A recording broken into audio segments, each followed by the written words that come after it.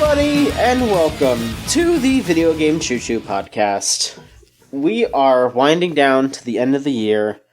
I cannot believe how close we are to wrapping everything up into a nice little bow, just like a gift would be that you would give to somebody you care about. I'm John, and I'm hosting this week, and with me is Niall. Hi, hello, how's it going? It's fine. It's going well. I got over being extremely sick this week, very recently. I'm still kind of feeling like the reverberations here, like it's the aftershocks. Yeah. But I feel like a normal human being now. I'm still just like, I'm a little sniffly. Yeah, I can kind of hear it. Yeah, like it's just like there's just a little bit like in my sinuses. It feels like right. It is night and day. I feel like I can walk around without, like, motioning like a friggin' zombie. I'm like, oh my god, a few days ago it was really bad. And it was right before finals, too. It was right before finals. I was so scared. I got through my finals, though. I am in the clear, so holidays are coming up.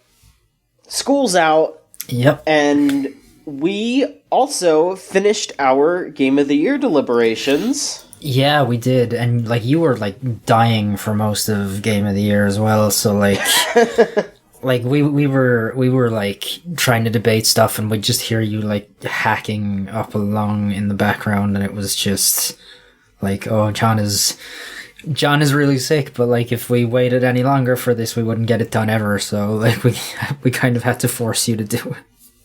Yeah, no, absolutely no problem, like I absolutely understood.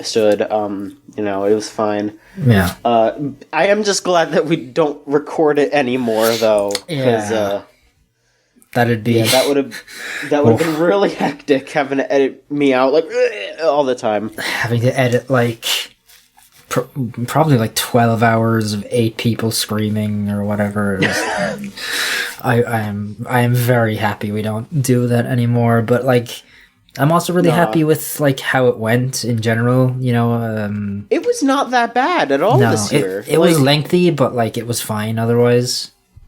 Yeah, I think there were like 2 or 3 moments where we got, I don't want to say heated, but there were a couple of times where we were like, oh, don't say that. But I think overall it was pretty good, and I think our list will showcase the site very well. I think we will have a great time showing everything off. Yeah. And I hope you're looking forward to it as much as we are to present it to you. Yeah, I'm really happy with the like the spread of winners we had this year. I feel like it's like probably the most diverse it's been, which I think speaks to sort of like this year there wasn't one big thing, I guess. There was a lot of stuff for like everyone, so like that's kind of reflected in what won, I guess, this year. Yeah, I think there were some really strong candidates. I think once the awards come out, you're going to be like, yeah, there is like 1 or 2 games that win a lot of awards here, but that's fine. And I think those games really deserve it. It was a really good year for games, I think. Yeah, it was. So, with the year wrapping up, I think we should just... this episode is probably just going to be us kind of talking about the end-of-the-year wrap-up that the industry has. Because there were a few events over the past week or so that we can touch on. So should we go from like biggest to smallest or smallest to biggest? Because let's work our way up, I suppose. Like, okay, yeah. I feel like some of the smaller stuff we're not going to have a ton to say about anyway. So let's like get them out of the way. So I guess real quick we'll touch on the Nintendo Indie World event that happened recently. There were some new games announced there. A good chunk of it was just like, oh yeah, this is getting ported. There was like, Boyfriend Dungeons coming to Switch. There's that Super Mash game that everyone thought was new, but I guess came out on the Epic Game Store, and everyone was just like, okay. But there were some bigger titles as well. Yeah. I'll just run through this real quick. So, Stranger's Wrath is going to be on Switch in January. That's pretty neat. That's a good game. Team 17, the people that make The Escapists, are adding a new entry into the Great Escapists lore with The Survivalists. I don't know why they were like so excited about that game. I guess because they made it, but I don't know who's like. People like The Escapists, right? Like I feel like I've never played it, but I feel like it has a following. Like it. Yeah, but this just seems like another survival game. I don't know who's really jonesing for that. Yeah, I mentioned Boyfriend Dungeons coming to Switch. That's something that people are looking forward to. There's Super Mash, which I guess is a game where you mash up like genres, and you can kind of make your own game just by mashing up the genres and the like concepts. Yeah. This is a game that I'm pretty interested in, like tentatively. I guess the developers of Hatoful Boyfriend are making a Picross game called Murder by Numbers, where it's also a murder mystery visual novel at the same time, and the music is being composed by the composer of Ace Attorney. Damn. Okay, yeah, like, I've never played Hatoful Boyfriend, but from what I've seen of it, like, it's really well written and really, like, smart and funny, so, like, mixing a Picross with, like, a murder mystery sounds great. The Phoenix Wright music is obviously awesome, so, like, that could be good. I would be interested in playing that if I had a Switch.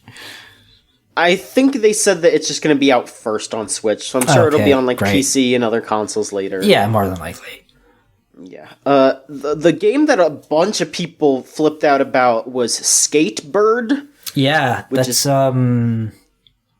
been on, or like the store page has been up on Steam forever for that, and it looks great. Like it sort of looks like they're going for like a sort of Tony Hawk-ish kind of thing, except you're a bird, and that sounds honestly like really cool. Like I would love that if it comes off well. So yeah, let me just read the story here. It says you're a lonely little bird, and your big friend, capitalized, has hung up their board for good. Their job sucks, and lately, they're barely ever home to play with you. You're gonna fix all that with the power of being a chill little skateboarding bird. You may be tiny, but the more you skate, the more of a following you get, and the more of the world of bird skating will open up. Birds will come check out your park, help you find more parks, and together you'll somehow fix Big Friend's life. So, it's just about a pet bird that wants to help out their owner by being a skateboarder. That's pretty good. That's coming out late next year. Yeah. The people that made Golf Story are making a new game that's coming out mid next year called Sports Story, where they're just adding more sports. So, yeah. Yeah, I really wanted to play Golf Story, but I don't have a Switch. I'm really surprised it hasn't come to like PC at least or anything else, because that game looks like that was that's one of the few games on Switch that like I really want to play that isn't available anywhere else. That game seems really weird because I've heard the gameplay is really good, but the writing is like some kind of weird like, oh man, my fucking ex-wife is a piece of shit, and I'm gonna show her how good. Yeah, and it's like I'm gonna show her how good I am by golfing good. It's like, what the fuck? Like, why is that the story? I mean, golf is really a sport for people who have ex-wives, so like I guess they're just leaning into it. So, yeah. So I guess, but they're adding I guess baseball, tennis, soccer, and more games. So there will be plenty of sports to get pissed off and like overact while you're doing it, while thinking about your ex-wife and your alimony. God, in mid 2020. There's some other stuff. They talked about a new character that's getting added to Streets of Rage 4, which I guess it makes all of the characters from the original Streets of Rage games will be available in 4, which is pretty cool. There was a game called Gleamlight, which is being made by one of the development studios that worked on Bloodstained, that just looks like Hollow Knight. Yeah, it really does. like I just posted it in the like podcast discussion thing, and Rose is not here, but she just posted, wow, these studios are just fucking going for it. Like, you could just get away with anything. Yeah, like, you posted it without comment as well, and she just, like, immediately was like, wow, yeah, that's absolutely Hollow Knight. Like, it's just Hollow Knight. So, I mean, I guess if you liked Hollow Knight, if you liked Hollow Knight, I guess you're just looking forward to Silk Song. So, I don't know, maybe just look forward to that. And finally, the last, I guess, big thing to mention is that Axiom Verge 2 is happening. It sounds like it's going to be maybe some kind of prequel, because it says that it's going to explore the origins of the Axiom Verge universe. But yeah, we're getting a sequel to one of the better Metroidvanias out there. Yeah, Axiom Verge is a pretty good game. That was one of my favorite games the year it came out. Like, it is extremely good, so I'm really looking forward to actually, like, getting to sit down with the new one. Like, did they give a release date for that, or did they just say it was coming? They said fall next year, and I think it's going to be, like, Nintendo exclusive for a bit. That's a shame. But I don't think it'll be, like, forever, you know? I think it'll come to other stuff. Yeah. But, I mean, Axiom Verge was... I think it was, like, a big thing for Nintendo. Like, I if I remember correctly, I think the Wii U version of Axiom Verge was the last Wii U game to come out, like, physically. Really? And it was, I think it was a limited run joint, and I think it's extremely expensive now. Like, I think it's like $300 to get a complete one now. Yeah, I was gonna say, like, I didn't realize that game had ever come out physically, so... It certainly did. It's just it's very expensive now. Mm-hmm. So we can move on in our in the size of the event here. There's less to talk about in this one, but I think like the weight of it was a bit heavier. Yeah. So yeah, Sony had a State of Play stream, which is their last one of the year. And they went over a couple of things. One of them was, it was leaked previously, but they talked about the Kingdom Hearts 3 DLC. Yeah. It's coming out January 23rd. You could play as Kairi now, so everyone's, I guess, pretty stoked about that. Yeah, people seem, like, from what I can tell, like, pretty annoyed by this, just because it's, like, it's kind of like the Asura's Wrath thing again, where they're selling you the real ending. As DLC. Yeah. And it's pretty expensive. Isn't it like $30 for the DLC? Yeah, and I think there's like a $40 version as well that comes with like a soundtrack or something, maybe? I can't remember what exactly it comes with, but it's expensive. It's very expensive.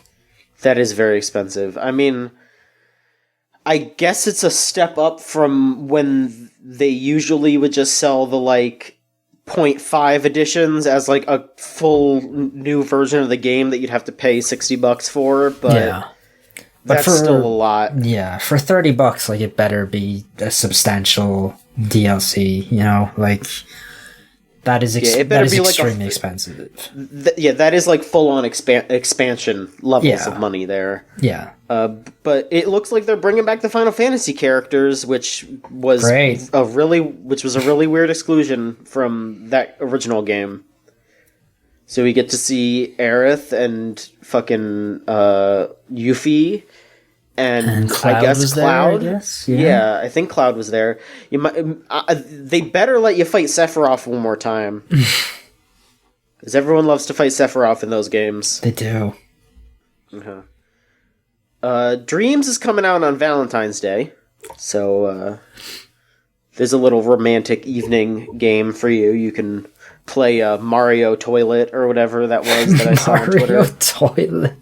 Yeah, it was just like a game where Mario was in the bathroom, but he was like extremely small, so he was just climbing around in the bathroom. So it was like a platformer where you had to get out of the bathroom, basically? I think it was just more him exploring the bathroom. I think it was just him like having a good time in the bathroom.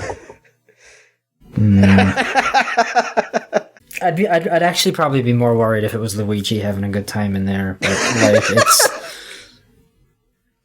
I mean, I don't know. Maybe there's a reskin. You never know. You could do anything in Dreams. You can. You could do anything in Dreams.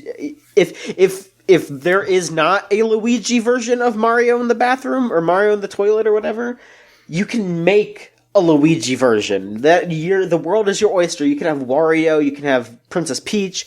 Anyone can have a fucking wonderful time just jumping around in a giant bathroom once you purchase Dreams on Valentine's Day. Great. That's how I want to spend my Valentine's Day, jumping around a giant bathroom. Exactly. They gave a release date for that new Predator game, which is April 24th. Yeah, I have no faith in that game. Like, they didn't show a lot of it, but, like, it doesn't seem super promising from what they did show. Like, and it's so rare for one of these kinds of, like, asymmetrical multiplayer games to actually work well and be successful. Isn't this by the same people that made Friday the 13th, and also nobody really liked that one? I believe it is, yes. Okay. Like, the problem with Friday was that it was, like, it was overcomplicated, which I think is the problem that a lot of these asymmetrical games have, where it was, like, there was tons of different ways you could, escape from Jason or whatever, whereas... Like, the few games in, like, that space that have success are very simple, and they're, like, one-objective type games, So, like... Yeah.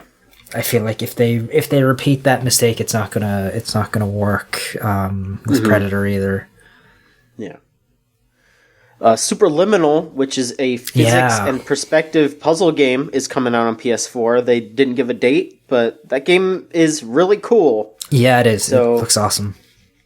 Yeah, so I'm interested in that. The new Square Enix and Platinum crossover game, Babylon's Fall, is I don't think they gave a release date for that, but they showed gameplay, and it looked like Nier Automata, but without any of the Nier shit. So I don't know. I mean, it'll probably play fine, but... Have they said who's, like, directing that at all? It's not Yoko Taro, right? It's not Yoko Taro. He's supposed to be, like, announcing something soon, but I think it's just a Square Enix thing that he's doing next. I don't think he's... Because he's been working on Final Fantasy XIV, too.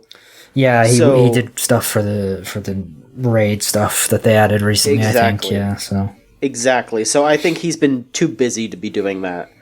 But yeah, I have no idea who's making this. I mean, the person that directed Nier Automata, who wasn't Yoko Taro, who did, like, the gameplay direction, they directed Astral Chain, and that came out at the beginning of the year, but I don't know, I would think that they would have been too busy to do Babylon's Fall, because that was announced last year.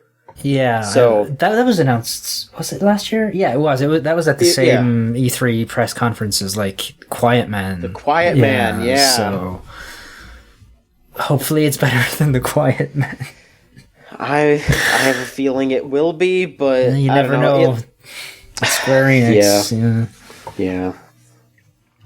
And then the big announcement, which was leaked, but we got full-on confirmation of the Resident Evil 3 remake, which is dropping early next year. It's April 3rd, 2020. Yeah, they're going, like, full-on annual franchise, I guess, with it. I mean, like, in two minds with this, because, like, the new games in the series, like 7 and the 2 remake, have both been great. But I worry about, and, like, this looks really good as well, and it seems like a little bit more action focused and everything, but I worry about them releasing too many of these too fast, and I worry about them now having 3 straight games where, like, a large part of the conceit is you're being chased by a big angry unkillable dude. Like, it's... Yeah. I kind of would have liked a break from that formula. But, like, I think they've done a really good job at reinventing Resident Evil, like, over the past few years, and I feel like if there's like a studio that's going to get this right, it's going to be Capcom anyway. Like as far as not resting on like the one mechanic too much, and like I am cautiously optimistic of it. I need to get it like into my hands, I think, just to be like, okay, yeah, I'm ready for this. Like, absolutely, yeah. But it looks great. Like, there was some confusion. Like, people seemed to be like unsure for a bit whether it was going to be first person or third person. But I think they've said now it's 100% third person. Yeah, it seemed like they very obviously just made this probably at the same time as the 2 remake. And I think so, yeah. Because it looks very similar. It has, I mean, it's not the exact same locations, but like, you know, parts of it take place in the police station. Yeah, yeah, and it looked like the orphanage was in there from the 2 remake as well. Like, or they at least showed it in the pre-rendered stuff. So, like, it wouldn't shock me if they reused that stuff. But yeah, I would assume that they've been working on both for a while, and like I would assume the tech is pretty much the same that it's been for the last 2, you know, with Nemesis. Absolutely. Nemesis will like be probably just a palette swap, right, with Jack or Mr. X or whatever, so pretty much, yeah. Yeah. I'm looking forward to it though, and I'm glad like it's not going to be a long wait for it either, and I feel like it's like coming out at the perfect time to fall right between Final Fantasy and Cyberpunk, you know, to just be like a nice thing in the middle. Right. Yeah, so I'm looking forward to it. Hopefully it's good. I'm sure it will be. Nemesis looks perfectly fucked up. I love the new Nemesis look. He does. Super fucking creepy looking. All those teeth. His teeth are so messed up. It's so good. Yeah. Ugh. I know people aren't like thrilled with Carlos, but like I think he looks all right. Like I know the hair is a little bit much, but he looks decent, and I think the Jill redesign is smart as well. Like she looks like a person now, so it's it's all good as far as I'm concerned. Absolutely. But yes, I am very much looking forward to this, and they actually re-released the Resident Evil 2 demo without the time limit, so you can just play through that like whole bit. But they also added a little Easter egg specifically in that demo where if you go to a certain place, you can actually just hear Nemesis go stars. So you get a little taste. Yeah. And they're putting the asymmetrical game in there as well, Resistance. That's right. Yeah, so that is just going to be like a multiplayer mode that is included in Resident Evil 3. I think that's smart, because that game would be pretty much dead on arrival otherwise, I feel like. Yeah, like now I bet there will be people that try that out, and I'm sure that'll be pretty fun if you're just going to mess around with it as like a side thing. But as a full release, you are right, it would be done immediately. Yeah. All right. Before we move on, are there any games that you want to talk about that you played before I move on to the big guns, I guess? I mean, I've kind of not had a chance to play a ton of stuff because, you know, with Game of the Year, that took up like 3 or 4 nights of time for us, and like the rest of it has been broadly spent like getting footage of stuff that won and getting footage of my number 1 game for our like video content. So I haven't really been doing too much new. I started the Star Wars The Old Republic MMO that came out a few years ago. I've not played a ton of it. I think I'm getting to the end now of the starter planet. I just got my lightsaber. It's a double-bladed yellow lightsaber. It looks good. I like it. I'm playing like, so that's a BioWare game, and it was like it came out like right around like the height of Mass Effect, so it's very like BioWare choice style stuff, you know. But one of the things I like in it is that you can be like a light side Sith or a dark side Jedi or whatever. So I'm playing. How's that work? It's basically like you're aligned as I'm playing as a Jedi, but like my I can still make evil choices or whatever, so I'm like playing as a dark side Jedi. I haven't gotten far enough in yet to see how it's going to like affect the story or how it's going to like affect my character or if she's going to like become a Sith at some point, but like I don't know, you have a light dark meter or whatever, you know, like you would expect from a game that's 9 years old or whatever from like BioWare, but it seems alright. It seems much more story focused than most MMOs. I'd heard it was like kind of dying, but from what I can see, like it's got a pretty healthy population, so yeah. I think people are just thinking that they're gonna wind down support. Yeah, I could see that, but like I think they also just released a new expansion like a few weeks ago as well, so who knows? Like that game has an optional like monthly paid subscription still, so I can't see them like sunsetting it while that still exists, but it seems all right, you know. I'm not far enough in yet to have a real opinion, so. What about you? What have you played? So, I have just been playing Pokemon mostly whenever I'm just chilling. Because I have been trying to get a fucking shiny Ralts for 2 weeks! Yeah. It has been, I mean, not nonstop, but it has been extremely off and on. Like, whenever I would just be sitting back, relaxing, I'd be hatching eggs. The fucking hustle, nonstop. Finally, I hatched the last one. I got the shiny.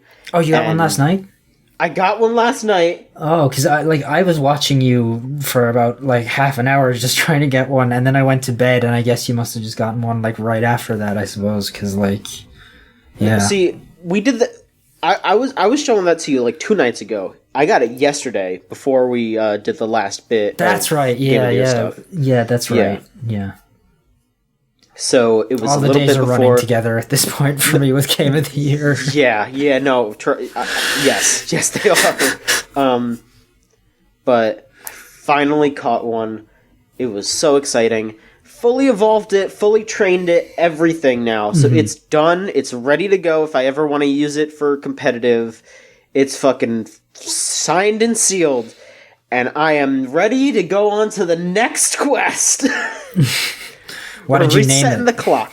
What did you name it? I actually haven't named it yet. Damn. Because like I've seen the name of your like your Pokemon, and they're all named like Steve and Mitch and like Dave. So like I'm looking forward. Sometimes I come up with like kind of wacky names in the sense that like, oh, I have a Pokemon that is basically a like ancient Greek phalanx because it's called Phalanx. And so I named it Leonidas. So yeah, that's good. You know, like, yeah, I just love the idea of like having every Pokemon and them all just having like normal person names. I mean, sometimes they're just like extremely normal names, and sometimes I name them like after things. Like, I like named a. I named a ghost ice Pokemon that I have Fairy after a character from Grand Blue Fantasy, even though that's cool. Kind of like not that crazy of a name. Yeah. Like, you know, it's just I like having names that are not just like beat you over the head kind of things. Yeah, I will say that like when I was watching you play that, I think I have like a Pokemon now that I hate as much as Mr. Mime. I don't remember its name. I saw it and I thought it was like a Galarian Jinx or something. It's like kind of looks like a woman, but it's got like Gothitelle. It's terrifying looking. Yeah, I don't blame you. Gothitelle is kind of fucked up looking. Gothitelle and Mr. Mime are like they're like your weird neighbors who nobody talks to, but like they invite themselves to all the like barbecues and like it's I hate them. They're both really bad. They're both really bad. Yeah, they're the power couple. Yeah, fucking power couple. Sure, that's. But yeah, I'm not really sure what I'm gonna go after next. I will probably figure that out by the time this goes up, but I am just going to keep thinking about it, and I'll go for the next hunt. But I will probably get the shiny charm before I do that again, though, because that was like 2,000 eggs that I had to do to get this one, and that took a long time, so I'd like to cut down on that at least a little bit. And then the other thing that I played, which I only like put my hands on it, because I'll go into how I got it a little later, but I played a little bit of Disco Elysium. Yeah, and that's like... I also have just touched it. Like, my PC died right as I was starting to play that, but it seems really good, from what I can tell. I am inclined to agree. I really, really like it so far. I've only, like, just breached it because, like, my computer is really old. So I have to, like, have everything else closed while I play it, or else it's chugging. Sure. But it's just got this really great sense of style. I love the art. I love the writing. Like, I pretty much fell in love with it when one of the first things you do is you walk up to a mirror, and the game is like, you really shouldn't, like, wipe the condensation off this mirror. You don't want to see this. You really don't want to see yourself. Yeah. And then you do, and your character's just got this, like, just this fucking, like, troll face ass grin. Yeah. Like, it's really great. He looks like fucking Slavoj Žižek. It's really bad. It's and just you could just choose from, like, all these options of, like, how you feel about the face, and one of them is just like, it's an expression of pain. Yeah. There's one that's like, it's superstardom or whatever. Like, and then, like, even those thoughts, like, even if you don't choose that one, those thoughts will come up later. Like, there was a point where you walk up and you see a karaoke machine, and, like, one of the choices will be like, maybe you are a superstar, maybe you should try to show it off. And it's like, oh, I didn't even choose that, but just the fact that your character even, like, quote unquote entertained the thought, it still comes up again. Like, I love that. And the way that they do, like, checks for things is really neat too, because it's a very, like, tabletop ass RPG, where there are dice rolls, and the way that they work, I'm sure everyone's heard about this previously, but if you haven't, basically when you create the character, as you do things and as you, like, talk to people, as you just interact with the world, the way that you do it changes. Like, your psyche, like, melds around how you act. And when I started off, I was the encyclopedia. Like, there are 3 that you can choose. It's like the encyclopedia. There's, like, one that's, like, more, like, mystic, kinda, I think, like, more in tune with the world. And then there's one where you're just, like, a brute, where you're, like, you're kind of dumb, but you can, like, beat people up, basically. Yeah. And so the encyclopedia is just, like, you just know things. Like, you can look at, like, a crest on a wall, and you'll know where that's from. And then you can use that to, like, go into conversation and be like, hey, I know where that crest's from, but why is it here? Or, like, you'll see someone, like, tinkering with a stuffed bird, and you know what species of bird it is, so you can walk up and be like, hey, where'd that species of bird come from? Is that from around here? Because your character has amnesia, so it's like, you're trying to kind of piece together the world and understand why things are and why you're here. And, you know, you quickly find out that you're a detective, you're a police detective, I guess trying to solve a murder, because one of the first people that you talk to is your, like, new partner, who is just basically just not taking any of your shit. Like, like you reveal to him that you can't remember what's going on, and he's just like, yeah, I can tell that you're super hungover, and that's probably why you are, and you know, we're just gonna deal with this. Yeah, it's a really, really great game. Like, I think it was because we were talking about it. I think Elvie might have mentioned, like, the D&D comparisons, that, like, how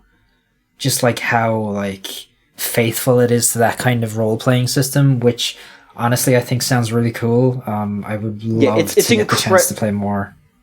It's incredibly tabletop. Like, I would say it goes even more in depth than a D&D thing, because I've only experienced D&D here and there, but because of how automatic Disco Elysium is, they are able to do very minute checks. Like you'll have like 5 checks just talking to somebody for like a couple of minutes.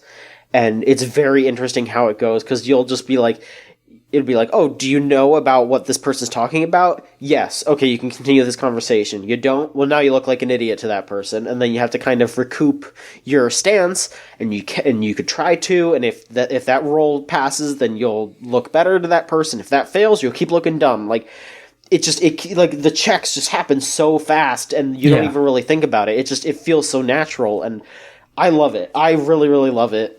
It's only on PC right now, but it is coming to PS4 and I think Xbox One next year. And honestly, I would not be surprised if they didn't announce that for Switch too, because it doesn't seem like it's that intensive. And I bet they'll announce that on a direct like sometime soon. Yeah, I could see that. Did you have the same experience I had, where I died in the first room that you start in of a heart attack like 3 times trying to get my tie down from the ceiling fan, which was like I thought it was just like hilarious that it kept happening every time I'd reach for the ceiling fan.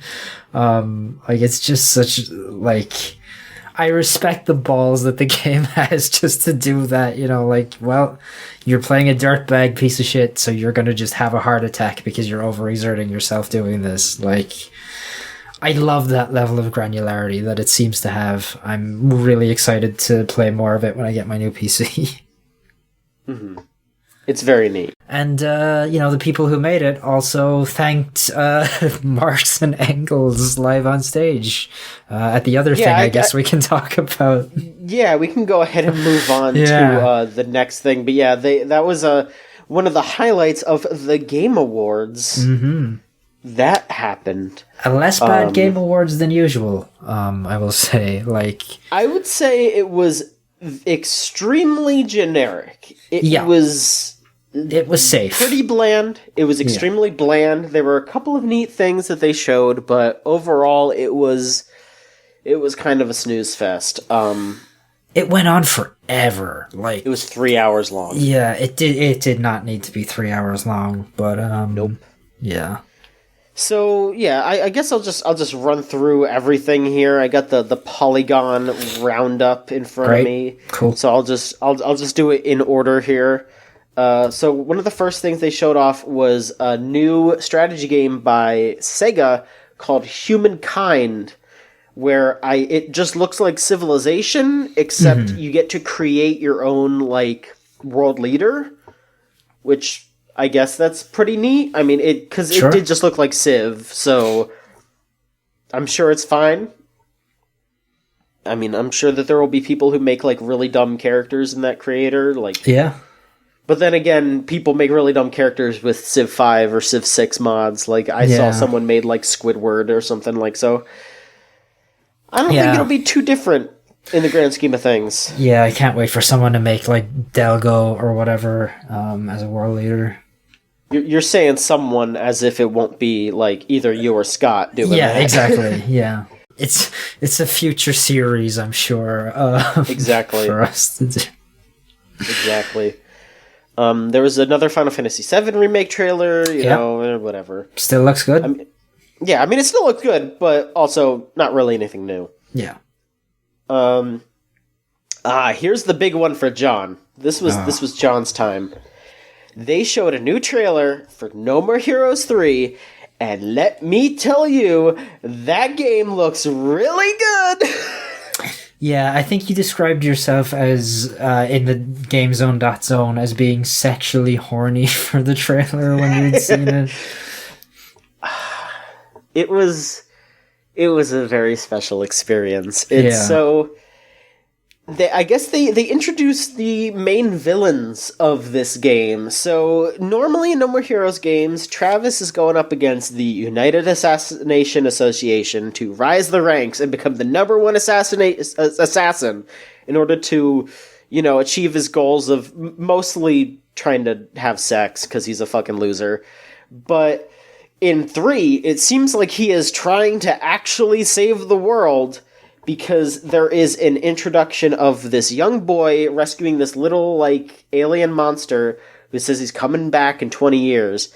And when he comes back, he's this extremely powerful, like, alien god being with a posse of other extremely powerful alien god beings that, if we are to believe what Suda51 has said, they are all on the same level as Thanos. So Travis has got his work cut out for him. And I guess he's going to be fighting all these guys. They are positing themselves as superheroes because they say that superheroes are popular these days. It's very much trying to, like, you know, point out how crazy people are for Marvel movies, because Suda does like those movies. He said in, not only in interviews, but in Travis Strikes Again, the game, he talked a bunch about loving fucking, like, Thor Ragnarok and shit, so, you know. Yeah. Everyone was thinking it was some other weird game, because, you know, they kind of posited it as something new, because, like, when the villain shows up, he's just like, I'm a goddamn superhero, and then it showed a title for goddamn superhero, right? And Travis did the fucking Akira slide through it and was just like, I'm the superhero around here, basically. It was pretty good. So there's that, and then there is something that a lot of people may not pick up on that I'm just gonna point out, because not everyone played Travis Strikes Again. And there was some story in that game that directly leads up to No More Heroes 3. It is explicit tie-ins here. So in Travis Strikes Again, there is a visual novel section where Travis is going around trying to get all the copies of the games that he needs to play through the death drive to finish the story. And there's a point where he has to fight an evil CEO named Riccatello, who you may recall is the exact same name as the CEO of EA while Grasshopper was working as Shadows of the Damned. John Riccatello. And in Travis Strikes Again, the villainous Riccatello, whose name is Damon Riccatello, he screws over and beats the shit out of a game designer named Dr. Juvenile, who is pretty much just Suda51 because he's juvenile. Yeah. And so Travis then beats the shit out of Damon Riccatello, and he's just like, you don't even deserve to be killed by me, like, just leaves him to rot while taking the game that ends up being a sequel to Shadows of the Damned. Yeah. I heard some stuff about the Shadows of the Damned stuff in that game on another podcast this week, and it, like, if I knew anything about Travis Touchdown in that series, it would have made me be like, oh, I should actually go back and play that game, because it sounds great, like that whole section, I guess, of the game. Yeah, so, I mean, you know, like, actually playing Travis Strikes Again is not, like, amazing, but it's solid, and I just really like the lore implications and how, like, it is Suda basically saying, hey, EA fucked me over. Yeah. They didn't let me make the Shadows of the Damned that I wanted to, because they forced me to make it more Western, and now I'm free from having to work with other publishers, and I can do what I want, and No More Heroes 3 is going to just be about him just saying fuck you to everybody, and we are probably going to see Travis Touchdown kill the equivalent of an ex-EA CEO in this game. Like, God, I hope that happens in the game. Like, I really want to see, like, the reaction to that, because it sounds like Travis Strikes Again didn't do super well, so, like,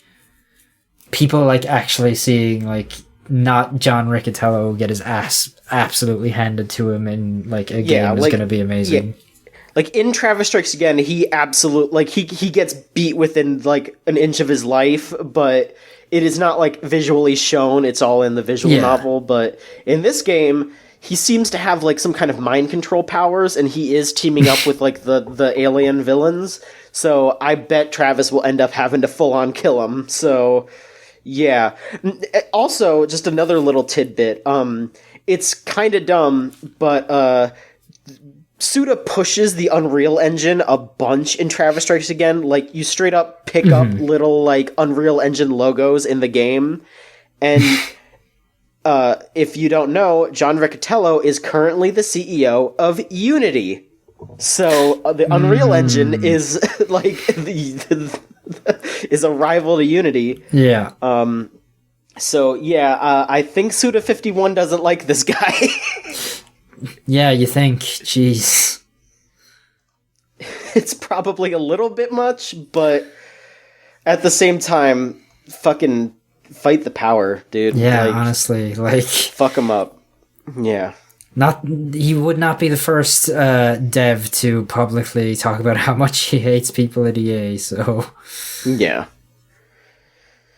So yeah, I'm very, very interested in this, like, writing-wise. I'm sure the gameplay will be pretty good, because it's going to be an actual, like, No More Heroes game. It's not going to be, like, that top-down stuff, so I'm fucking stoked. So they confirmed it for 2020, and that's pretty much it. I'm super excited. Next up, we saw the new Xbox! Yeah, we did. What are they calling it? The Series X. The Xbox Series X. It is coming holiday next year. They did talk about some of the specs, but not like a whole lot. I guess I'll just kind of read off what they said from Microsoft here. Sure, yeah. It says it will run natively 4K and 60 FPS. With the possibility of 8K and 120 FPS, which that just sounds fake, but okay. Yeah, it does. It says that there will be a new Series X GPU and a new generation SSDs that will have no load times.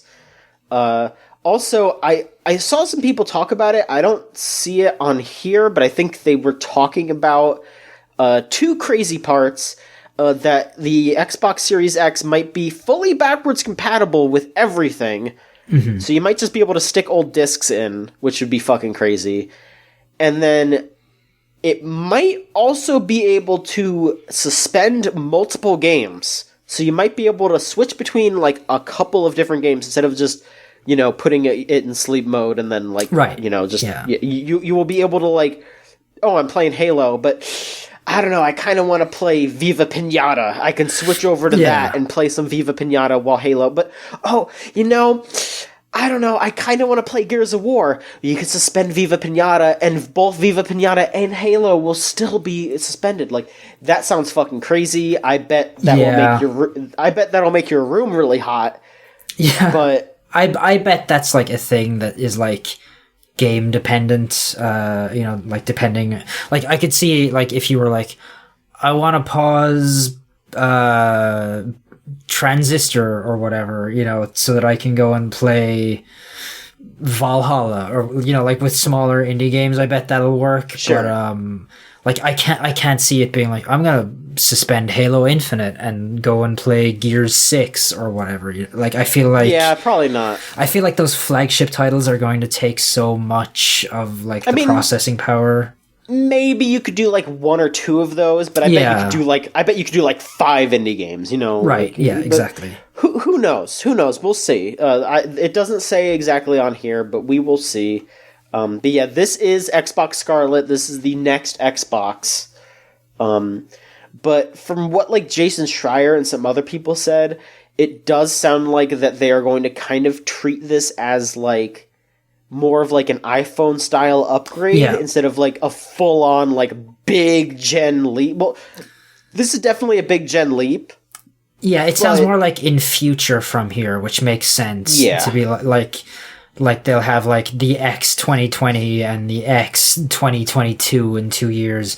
And, like, I think calling it something like Series X or something allows them the scope of, you know, like PC parts where, you know, you can increment the numbers or whatever. And it kind of, like, from what we've seen of it and what's been said about it, it kind of strikes me as similar to like those like gaming PC console hybrid things that like ROG sell, you know, where it's like it's essentially like a PC, but when you boot it up, it just like runs like Steam in big picture mode kind of thing. Yeah. Like it feels like it's kind of going to be moving into that space, which I think is like a really smart move for them. Especially with, you know, like the question everybody had going into this was like, if I already own a PC, why would I buy an Xbox? And like now it seems like they're saying, well, like we're going to make it so that like the Xbox is just basically a PC, which is, I think, the right move on their part. Okay, so they did talk a little bit more about the backwards compatibility. Okay. It sounds like it's going to be fully backwards compatible with the Xbox One. And they're going to keep up with the backwards compatible stuff that they've been doing for 360 and original Xbox, like they have been on the One. So it's not going to be like 100% backwards compatible, but it sounds like they're going to be like doing what they were doing. Right. And they also said that there will be a pathway for game ownership across gens. That makes sense. And then any cross-generation entitlements, any like Xbox Live Gold, that will all carry over to the Xbox Series X. And all your achievements and game saves will be shared across all your devices. That makes sense. I would assume like the PS5 will have broadly similar stuff regarding, you know, cross-gen stuff and backwards compatibility.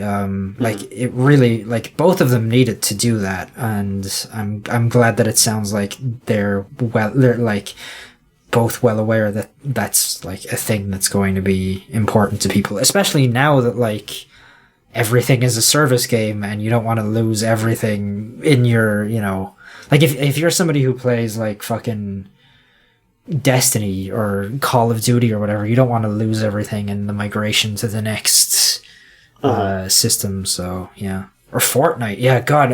Like, could you imagine if like you lost everything on Fortnite when you bought a Xbox Series X or whatever? Like, people would riot in the streets. Good on them though. Like I think that like when Phil Spencer first like came out as the Xbox guy after Don Matrick, I was kind of like, this dude seems even worse. This dude seems like a skeevy motherfucker. But like I think he has done a really good job at, you know, fixing like perception of that whole like ecosystem and brand. And I think I think they've positioned themselves really strongly and I feel like if it wasn't for the fact that the majority of people now are like in on the PS4 ecosystem and like Sony has that advantage going into the next generation, that like Xbox would already be way ahead of this. Especially with Game Pass. Like if Sony doesn't have something similar, it's like, what are you even doing?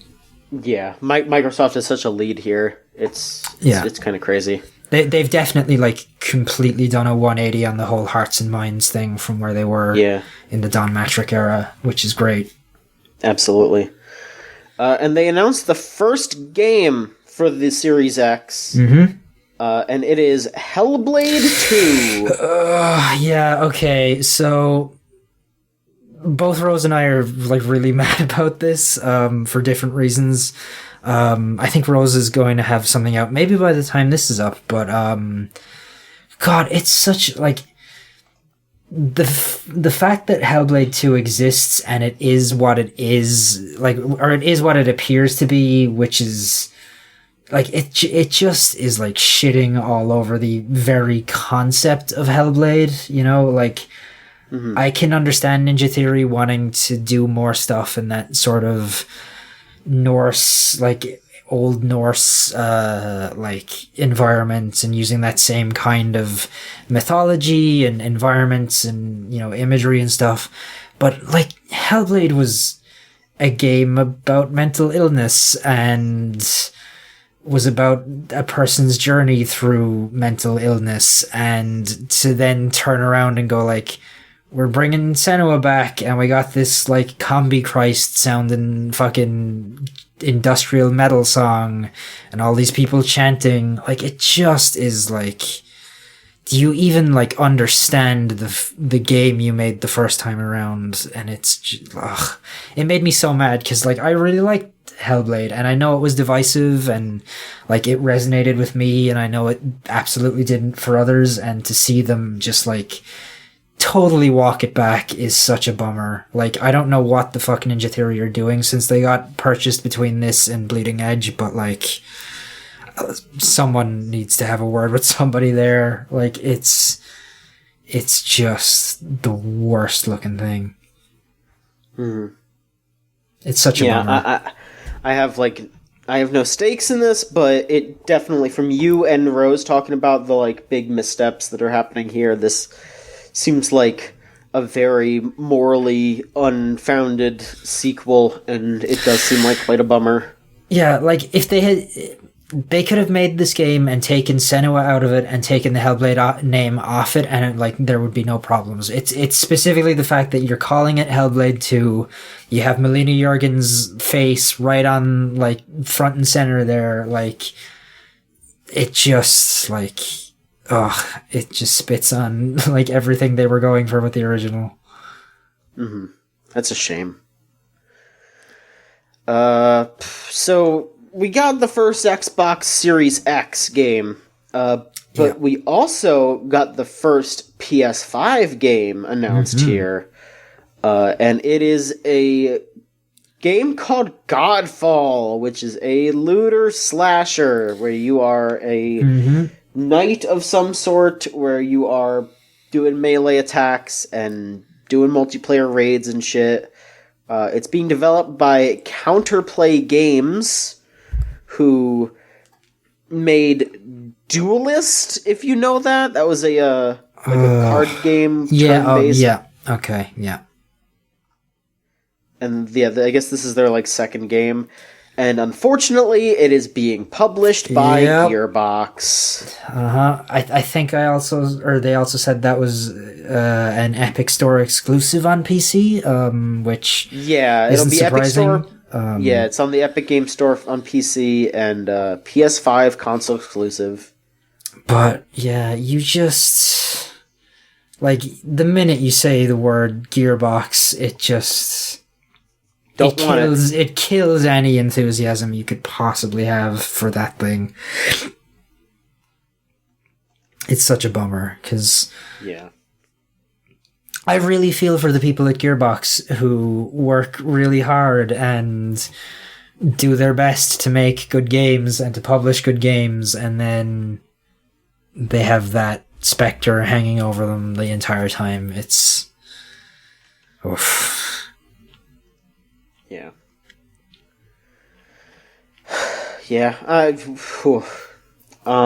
Let's see. A new Bravely Default game was announced last night. A Switch exclusive. It's called Bravely Default 2, and it's the third Bravely Default game. I haven't played any of those games, but I was under the impression Bravely Second was like more or less a like direct sequel, right? Wasn't it? Yeah, so, I mean, there is a reason why this is a separate thing, because it is a new cast of characters. Bravely Second was a direct sequel to the first Bravely Default game, but it is still just very funny that it's one of those situations where you have to be like, Bravely Default 2, the third game in the series. But yeah, I think a lot of people are excited about this. Bravely Default, the originals were flawed but interesting games with like pretty good characters and music and art, and this seems like it will at least have that same art and music. I think they missed... I think they had a different composer for Bravely Second, and I think people were upset about that, but they got the composer back for Default 2, so I think people are pretty stoked about that, at least. But yeah, there's something there. There's something there. I definitely bounced off of Bravely Default 1 here and there. I've tried it, and then I was like, I don't know.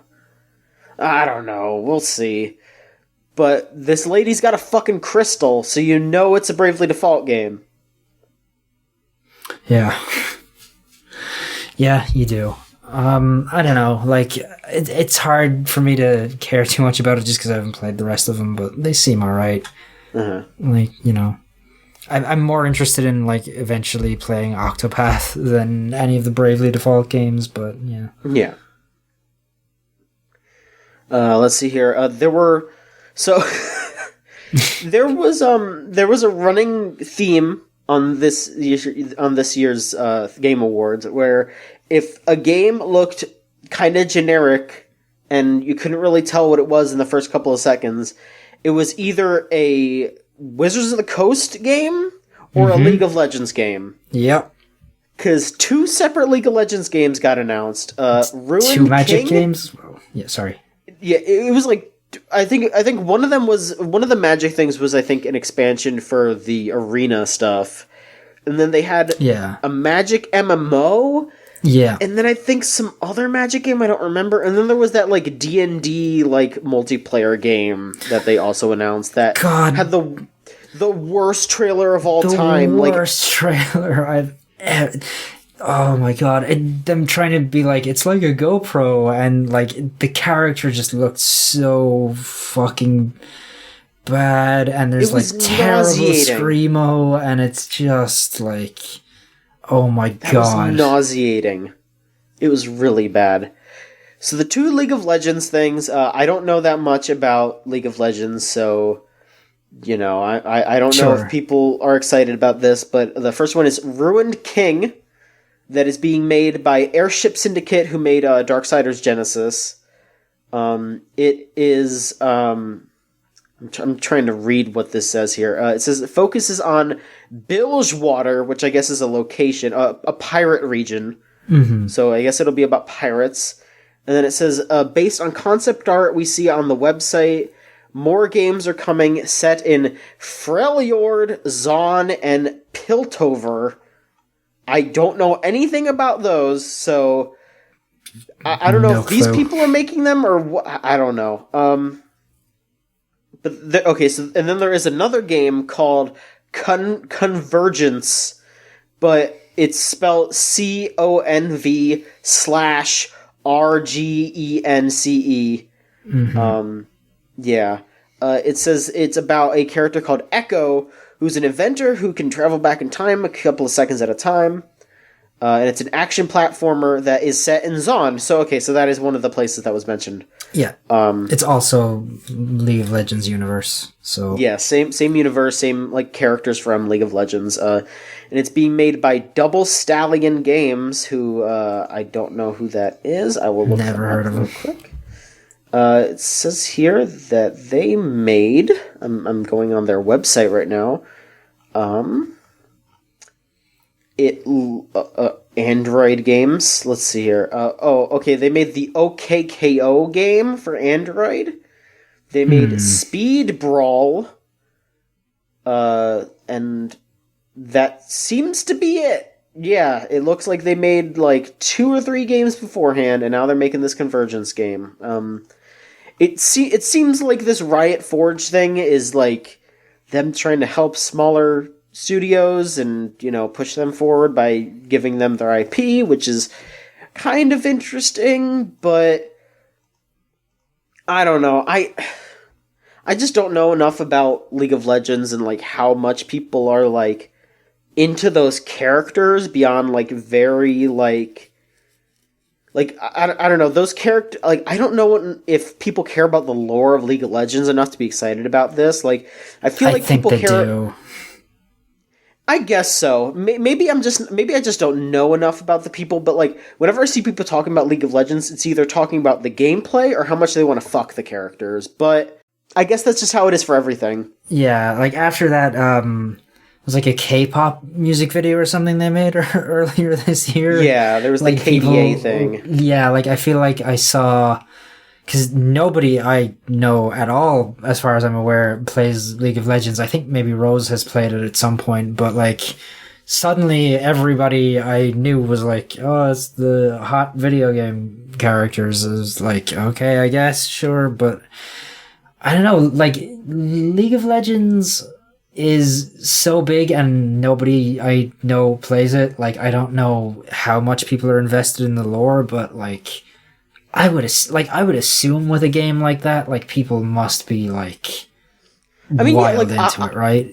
Obviously, you know, like, if we're wrong, we're wrong. Like, if you're listening and you want to be like, yeah, no, I love League of Legends lore, like, feel free to tell us. I'm sure that there's some interesting stuff. Like, tell us, you can tell us about these characters. Like, tell us why you're interested. We would happily hear it. Like, send in an ask and we'll listen. But there you go.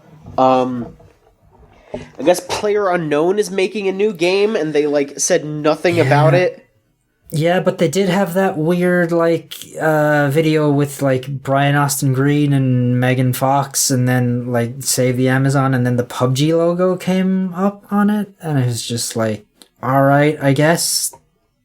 Like, sure. Yeah, so it's just called Prologue, and the trailer was just like a forest and some noises. Yeah. And then the website just says, Prologue is an exploration of new technologies and gameplay. Like, they didn't say jack shit about this. This is nothing. It's just, you know, he's making a new game. Okay, whatever. Yeah. There is a new game by the people that made The Forest called Sons of the Forest. There was a guy who had a tattoo that said Fight Demons on it. Mm-hmm. There was a lady that looked like she was, like, getting fucked by a ghost. There were, like, monsters in a cave. I don't fucking know. I remember Rose telling me what the ending of The Forest was and me being, like, stunned by it, but I can't recall right now what it was. But I just know that it was like something unbelievably stupid. You know, I'm gonna like ask her right now. Okay. We'll keep going while you do that. Yeah. Ori and the Will of the Wisps was delayed to March 11th of next year, which isn't that much of a delay, but you know, whatever. Yeah. I'm sure that game will be good. They showed off some of the Cyberpunk 2077 soundtrack, and that fucking sucked because Grimes was there.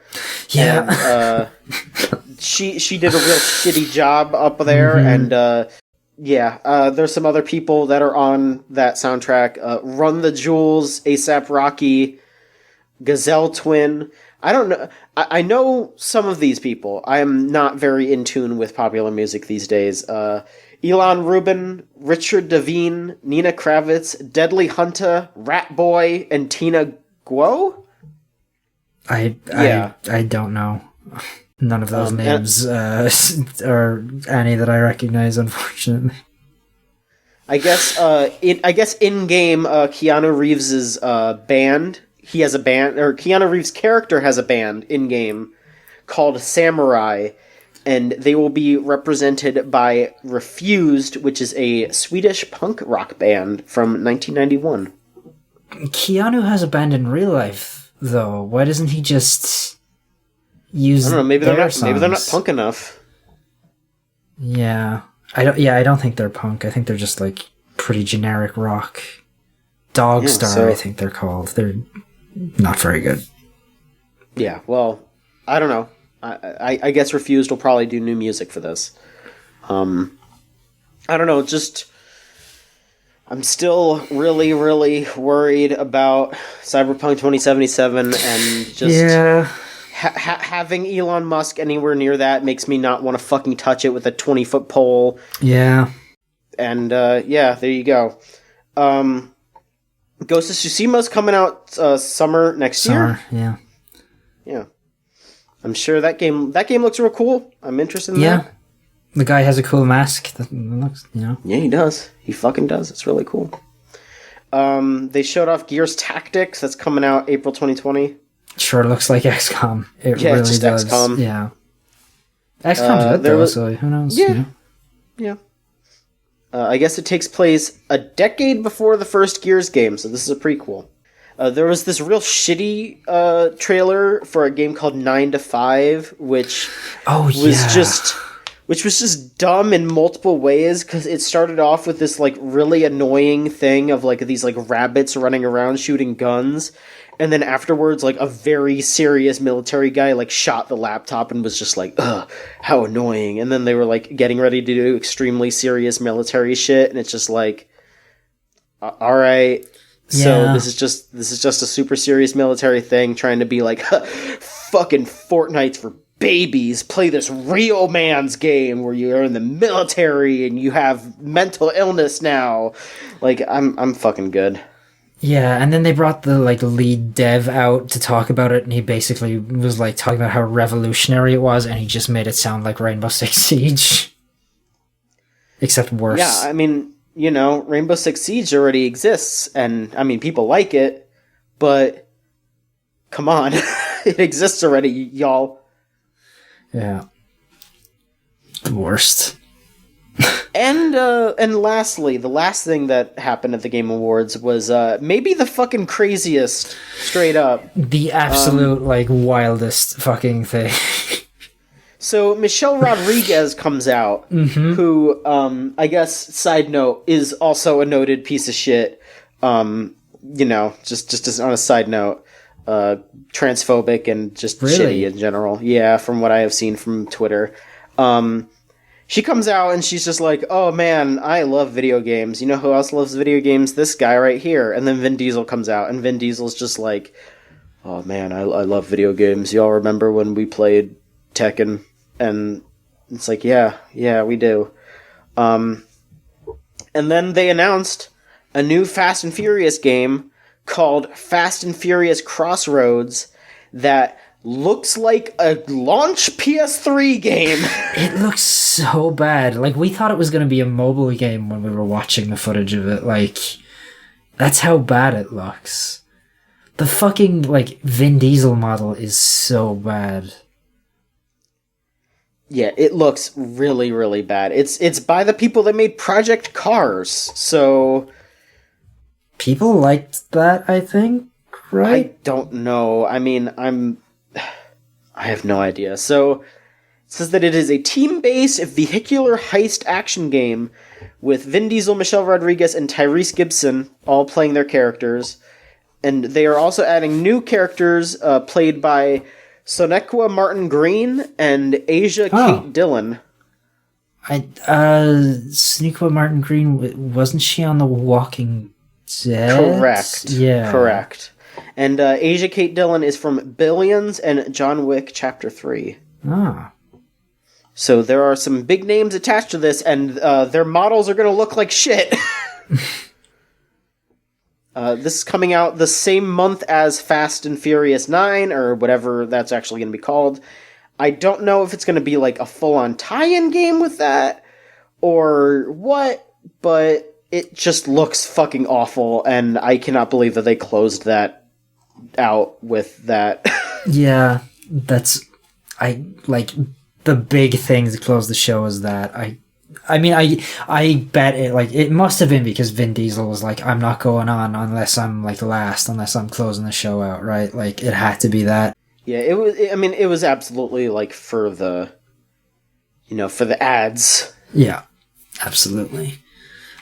But it also just looks bad. It looks so bad. Yeah. But there you go. That was the Game Awards. Yeah, so Rose has told me now what the end of the forest was again. If for some reason you care about spoilers for the forest, you can skip ahead like 30 seconds, I guess. So Rose says they find like a magical artifact and leave the island, and then it goes 1 year later, and then they're on a talk show talking about what happened, and they're like, you must have had quite a time chopping wood. Why don't you show us chopping wood right now? And then they do a contest, and the man's son starts freaking out and turns into a mutant, and the game cuts to black, and it's implied they wrote a book about the game's events. Great. That's a real video game. It's a bad video game. Are the sons of the forest just all those people's sons, and they're in the forest now? Absolutely, John. That's exactly what it is. Great. That sounds like shit. Yeah. Did we talk about the Wild West game they showed off? Because I keep forgetting that happened, and then remembering. Okay, they did show off a Wild West game. I I did not see that on this Polygon list. I apologize. There may have been other things that I did not mention because they were not on this list on Polygon. Yeah, it's just I've forgotten and then remembered that like 3 times today, which is why I bring it up. It looks like a standard action RPG. Yeah, it's being made by some people that made like what was it? Like fucking D word. Dishonored. Yes, it's ex-Arcane people. Yes, that's right. It's like some ex-Arcane people and stuff like that. That's fine. Green Day was also there. Oh god, yeah, they were. Oh my god, and they played forever. Yeah, it was like a fucking 10-minute set. It was too long. At one point, Billy Joe Armstrong was like, "It's all right, you can get up and start dancing." And then there's just a bunch of people not moving, standing at the stage. It was real bad. It is. And it was all to do with Beat Saber. You can play Green Day in Beat Saber now. Yeah, they're adding Green Day to Beat Saber. Should we go over the winners at these awards, or does anybody care? Let's maybe mention the big ones, I guess. Alright, I will scroll to the top here. Alright, let's see here. Just stop me if I get too boring here. So I guess I'll just start off by saying what the game of the year was. The game of the year was Sekiro, which, alright. Did not see that coming. Yeah, it also won Best Action Adventure Game. So there's that. Best Action Game, which I don't really know what the difference is, but okay. Was Devil May Cry 5, which, again, sure. Control won Art Direction. Call of Duty Modern Warfare won Audio Design. I'm scrolling. Kojima won Best Direction for Death Stranding. Which, oh boy. Yeah, Smash won Best Fighting Game, which a bunch of people got upset about that because they are like, it's not a real fighting game. And it's like, well, that's what I have to say about it. Let's see. I think the game that won the most awards that night, though, was Disco Elysium. Because it won... Let me see how many things it won. I'm gonna try to count here. Okay, so it won Fresh Indie Game by Subway. It won Best Indie... It won Best Indie Game, and it won Best Narrative and Role-Playing Game. So yeah, that's like 4? Yep. 5? Yeah. Yeah. It's a lot. Grease, the game about being sad and depressed and wanting to kill yourself, won Games for Change, which was presented by some Muppets, like actual Muppets, which was just amazing, dissonance there. It was nice to see the Muppets, but they should have done it with, any other award. Yep. Because not only was it the Muppets, but it was also, the Goose from Untitled Goose Game. Yeah. So they were, getting bothered by the goose, and it was all funny. Yeah. But then, the people that made Grease had to come up after that and were just thanks. Yeah. They did a segment where, Beaker was wearing an Oculus Rift, and, you got to see him, walking around in the Goose Game or whatever, and then the goose attacked him and showed up in real life. Which again, actually probably the best comedy they attempted the whole night at that thing. The Muppets are always good. I love to see the Muppets. It's just not there. Not when you're talking about the depression suicide game. Yeah, it's it wasn't the very next thing won by Fortnite or something like that. Best ongoing game Fortnite won, which. That's at the same time that Destiny 2, Apex Legends, Rainbow Six Siege, and Final Fantasy fucking 14 were in the running for that. Of all games, Fortnite winning that award. Obviously the Final Fantasy 14 people are going to be upset if they don't win because, hey, they got a big expansion and everyone loved it. But, if, Apex or Rainbow Six Siege won that one, I wouldn't have been too upset about that. No. Those, the people that play those games... really like the updates to those games. I don't think that would have been that big of a deal, especially Rainbow Six Siege.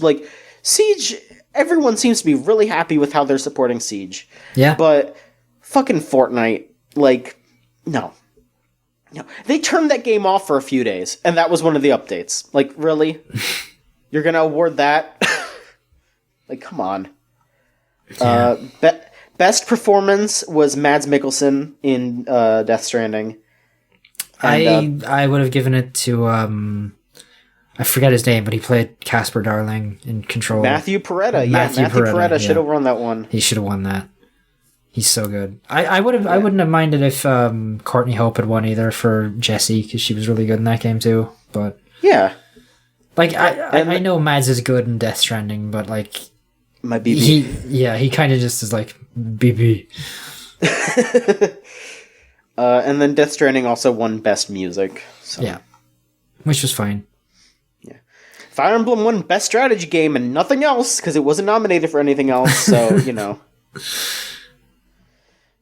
But yeah, that's about it. It wasn't horrible. It was what you should expect from the Game Awards. Like, you know, people on Twitter were all like, "Oh, why is this all ads?" Like, of course it's all ads. Like, this is a fucking video games award show that is broadcast on free like streaming.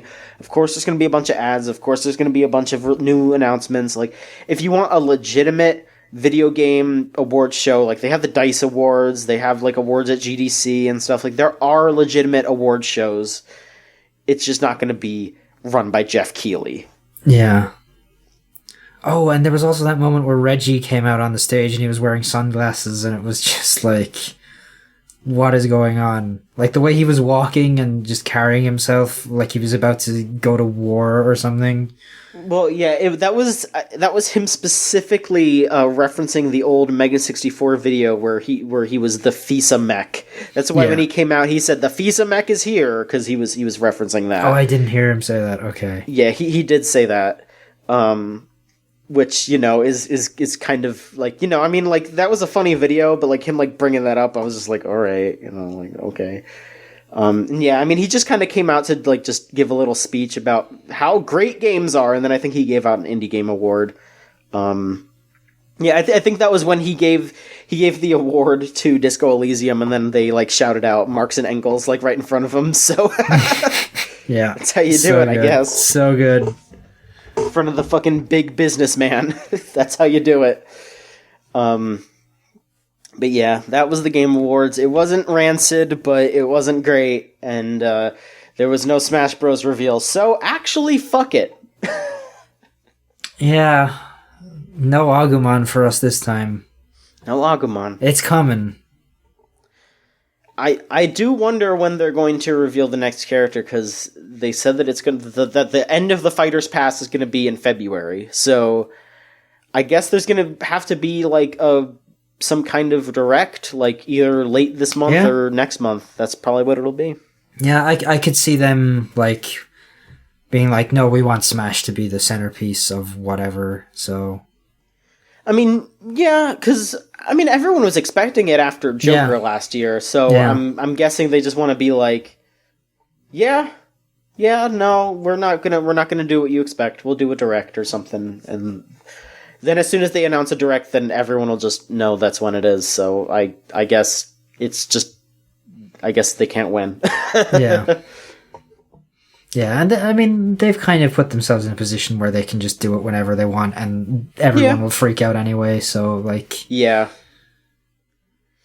I think it would be smart to have something separate, and, I mean, hell, there was a lot of Nintendo stuff that didn't get brought up again. Like, we still don't know anything about Bayonetta 3, and that was announced at the Game Awards 2 years ago.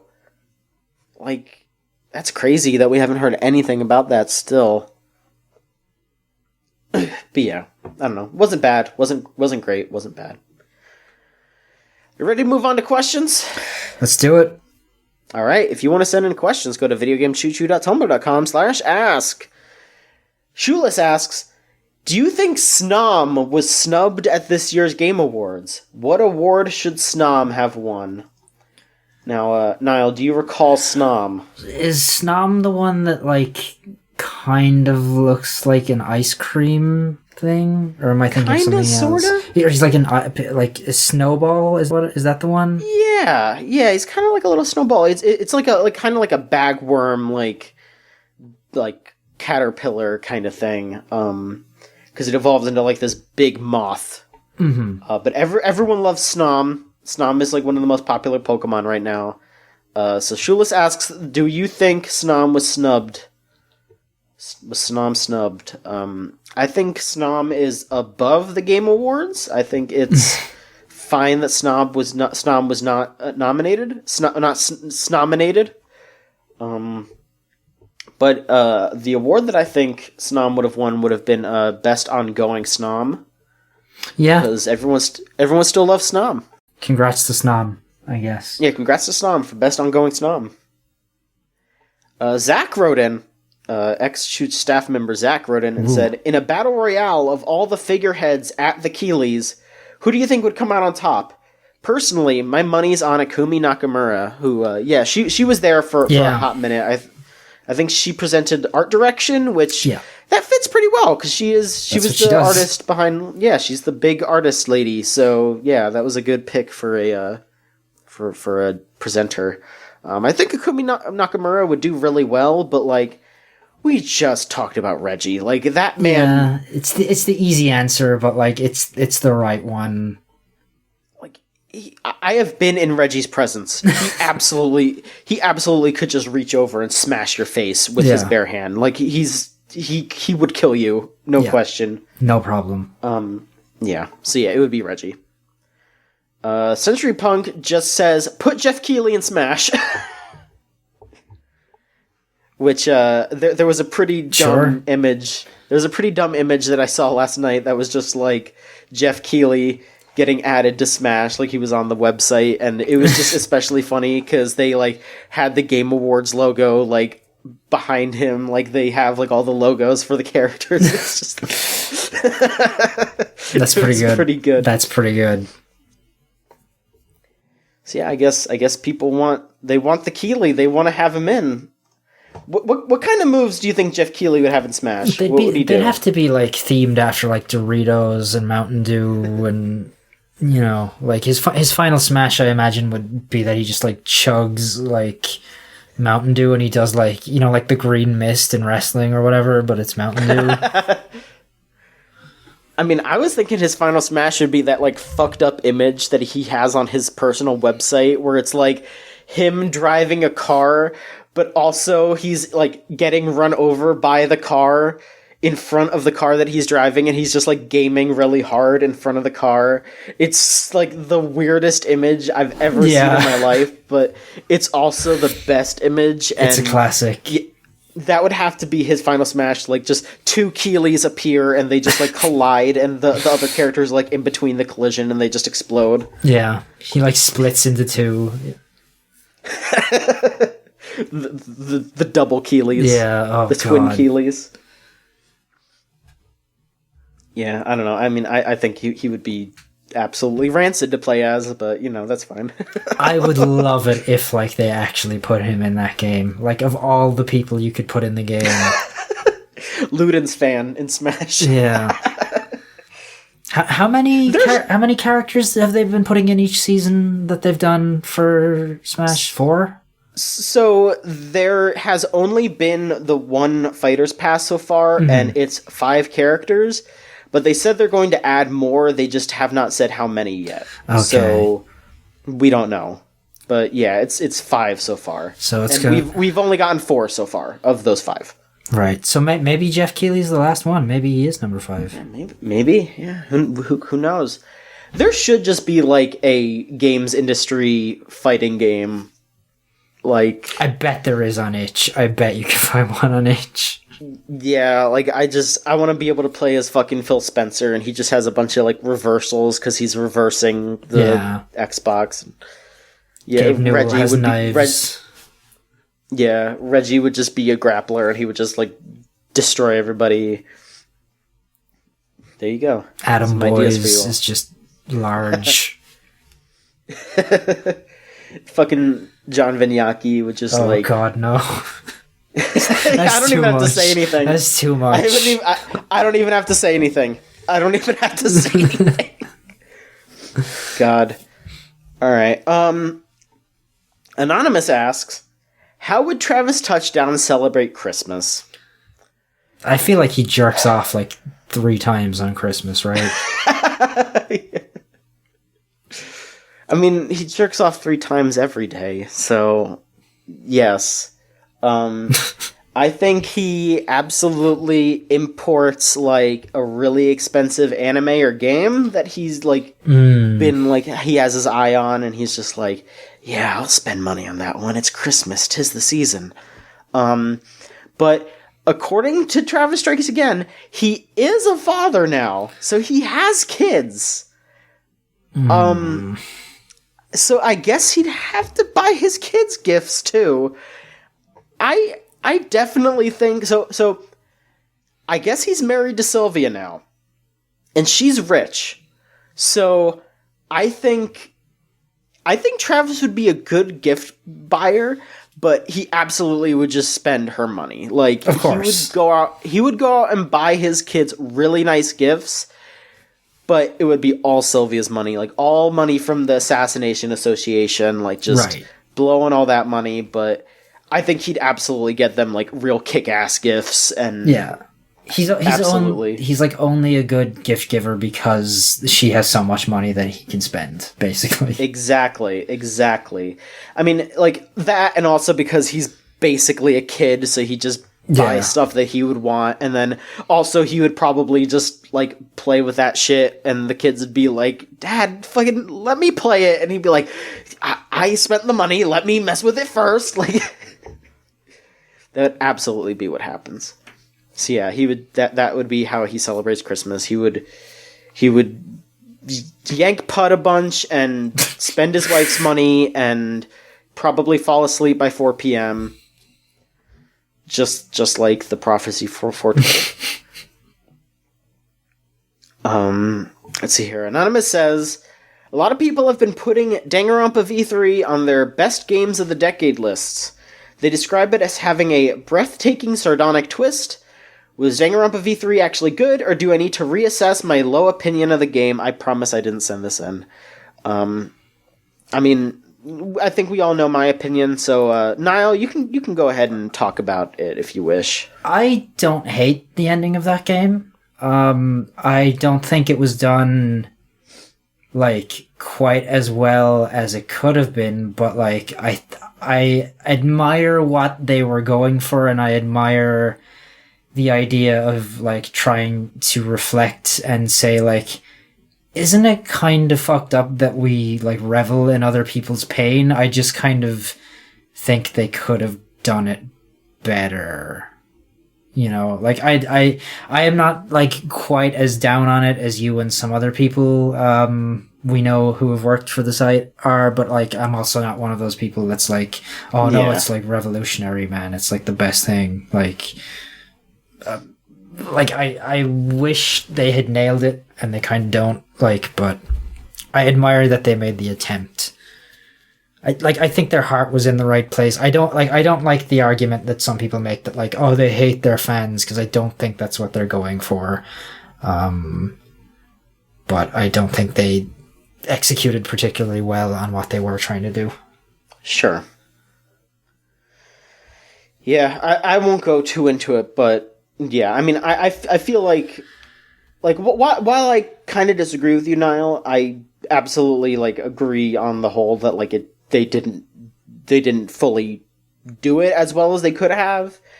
And yeah, I feel like people that are still like, oh my god, this game was so genius, are like, I think they just haven't really run into other stories that have tried stuff like that and maybe have done it smarter, because I have definitely run into stories that have done that and have done it in smarter ways, and I liked them. I can't think of anything off the top of my head, but I definitely have. And yeah, like there are ways to do that. There are ways to be reflective of both yourself and media that is similar and, you know, question that. But I like the thing that I will always point to that like makes the ending of Danganronpa V3 like ring as hollow as possible is that that game ends with them questioning like, oh hey, isn't it fucked up that we're reveling in other people's misery? And Kodaka went off to do his own thing that isn't Spike Chunsoft, and he's just making killing games again. Yeah. So, yeah, dude. Isn't it weird? Isn't it fucked up? Huh? Like, come on. Yeah. Jesus Christ, dude. Yeah, I don't know. Anonymous asks, Gardevoir is an ugly and boring beast. Why do people like this creature? Why are you coming in here like this with this energy? I just got that shiny and you're talking shit? I gotta look up what Gardevoir looks like. Keep safe surf on. Keep safe surf on. Be careful. Don't worry. I'm well aware of what DuckDuckGo will do if I... Oh, this is Gardevoir, okay. I mean, not even just DuckDuckGo. I'm saying just in general. People are very horny for Gardevoir. But... I think... Listen. Fraltz was always a fun Pokemon since Gen 3 when it came out. Gardevoir's cool. And so is Gallade. Because they made a new form, I think in Gen 4, where if it's a male Pokemon, you can use a stone to evolve it into like a fighting type version of it, and that one's pretty cool too. And I was ready to evolve it into the male version too if it was a boy, but it wasn't, so I stuck with Gardevoir. And I don't know, it's cool. They're cool. In Japanese, they're called Sir-Knight, because they're supposed to be like a knight in shining armor, because they protect their trainer with their lives. So don't come in here with that energy. I think we're going to continue with the potentially horny energy. Oh god! Because Anonymous came in and said, "Why are there not more pregnancies in games? I have never seen a pregnancy in a video game." There's definitely. I want to say there's a David Cage game where there's definitely it's one of the endings is she says that she, like, when he's mourning his dead child, she's like, I want you to get me pregnant or whatever. Yes. There is definitely other games that have done pregnancy. Like I can see it in my head. Like I can see the two characters standing there talking to each other, and I can't place the game. There is definitely pregnancy in games. I know I've played games that have at least one game that has pregnancy in it. Let me. Mm-hmm. I'm scared about like searching this, but I'm gonna do it anyway. Games about pregnancy. I mean, I'm sure there was like one of those like Flash games with like pregnant Elsa or something. That's exactly what just came up. Pregnant Elsa, pregnant emergency doctor, pregnant dress up. That's all I can think of. Here's a Kotaku article on pregnancy in video games from 10 years ago. I don't know if anything's changed in the 10 years. I mean, other than pregnant Elsa. The Sims has pregnancy in it, according to this thumbnail. The rest of the article isn't loading, so... Alright, well, there you go. The Sims. There's your answer. Listen, video games can hardly do anything related to sexuality and, like, family and anything as is. So, like, I don't know if I'd want too many games about pregnancy given like how bad games are and everything else. Yeah. One last question. All right. Again, if you want to send in a question, it's videogamechoochoo.tumblr.com/ask. Harlequin Wheels asks, would you play Wii Boxing with Mads Mikkelsen for $6 quadrillion? Yes. Absolutely. All right, there you go. That's it. We're good. Yeah. We're done. I feel like that's a pretty easy like question to answer, right? Like, I guess so. That does just remind me of a tweet that Rose sent me. Someone. So this was like a fucking like this was a 1-2-3 punch. I feel like when Rose tweeted this or sent me this tweet. Some Twitter user made a post about, it was like, okay, so Sakurai is adding more DLC characters, but you can only get 2 of them, and they must be at a table in this lunchroom. Which table do you choose? And it was like, just like, it was these duos of characters that could potentially be in Smash Bros.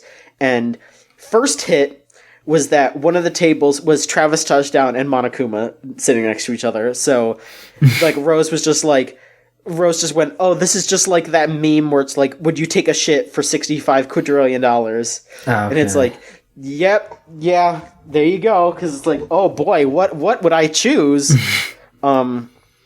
But then if you just scroll down a little bit on that tweet, that dude is that person that posted it was just immediately like, God, I love gigantic anime titties, just for no fucking reason. Like, just posted a bunch of like huge titty characters like underneath that for like no reason.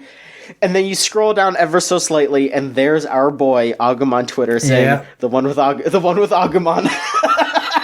Of course, like who else would it be? Like.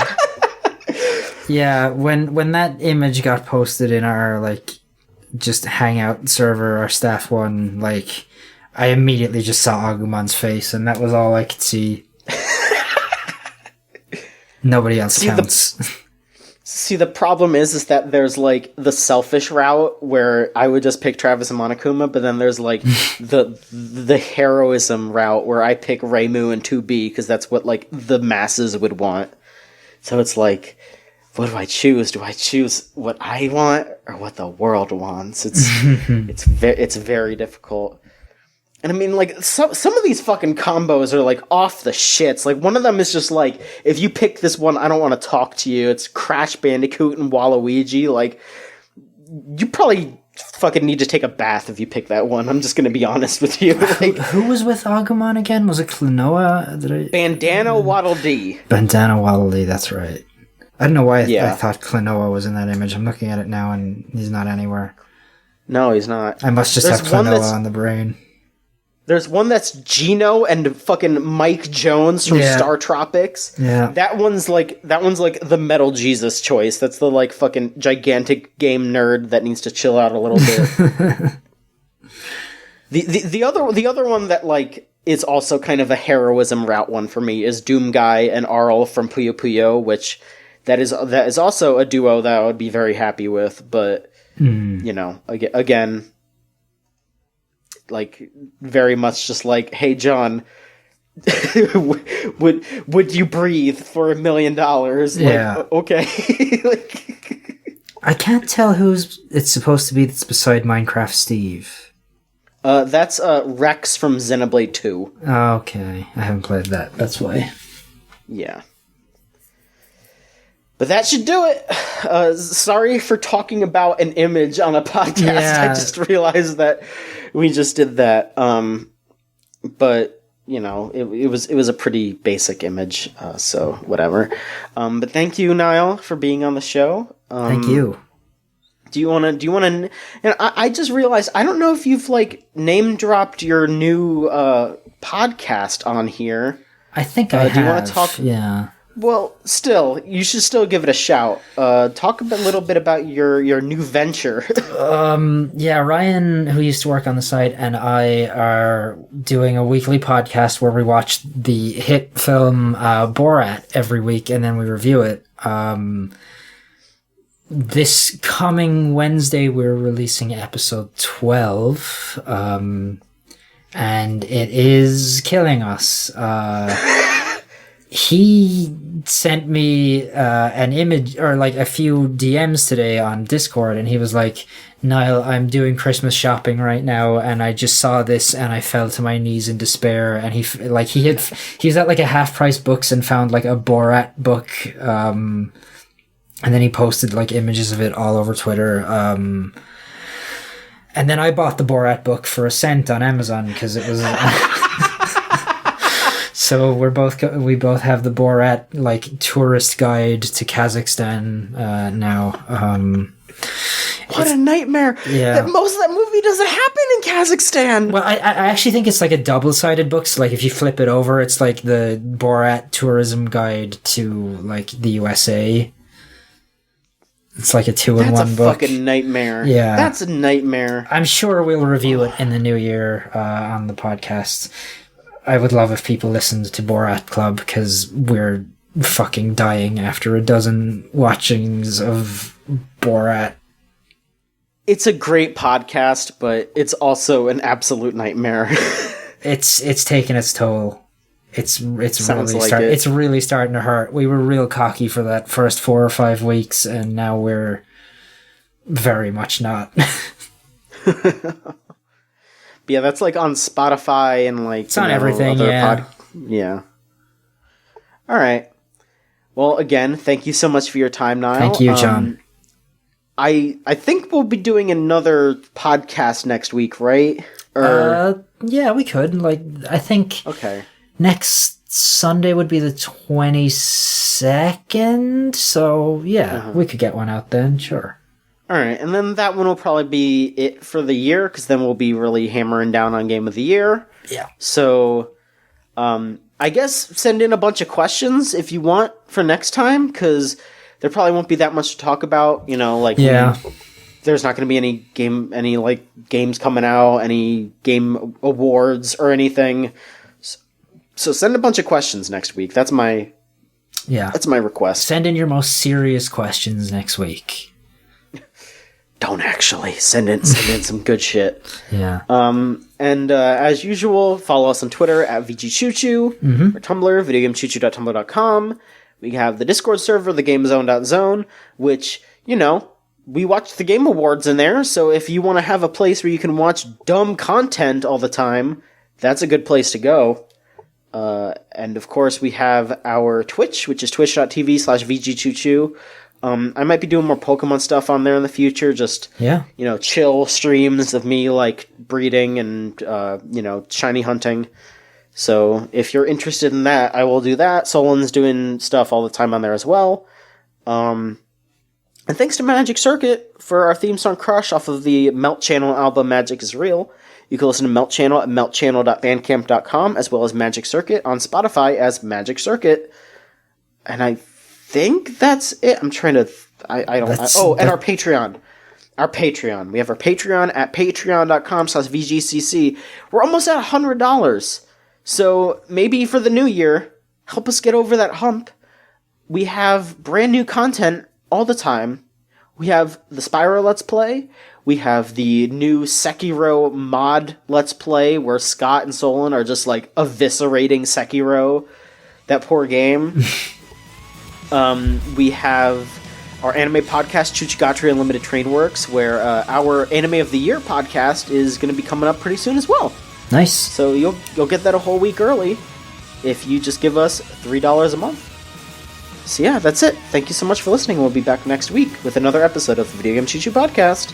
So long.